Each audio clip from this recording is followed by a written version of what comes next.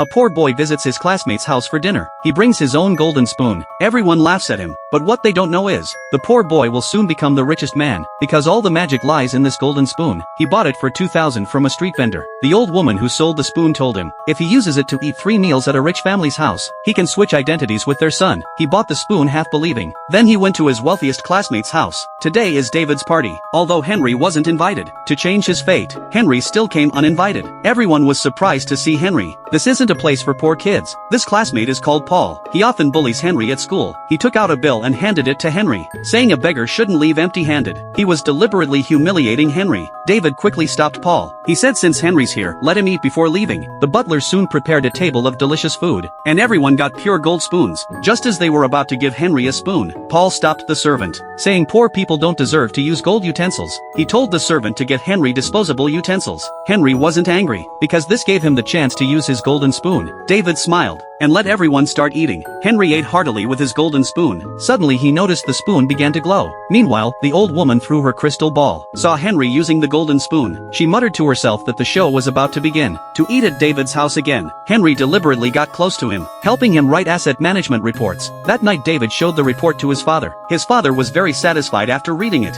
and said his son had improved a lot. That night Henry brought the report to David's house, and said he was hungry. Asked if he could have some instant noodles at his place. David directly had people prepare many dishes. Henry took out his spoon again. Just as he was about to eat, David's father came. He was surprised to see Henry, and told David in front of him, claiming that being friends with poor people is a waste of time. Facing his father's lecture, David didn't dare to disobey, then helped pack Henry's things and sent him away. But Henry wasn't willing to give up. Just as the servant was about to throw away the food, he ran back again. Like a hungry wolf, he ate the food with his golden spoon. Before he could finish, David's father came again. Henry was very embarrassed, then hurriedly tried to leave, but he forgot to take his golden spoon. David's mother picked up the spoon with disgust and gave it to Henry, and told him not to come here again, because David doesn't have beggar friends like him. Then Henry turned and left. What both of them didn't know was, Henry would soon appear there as their son.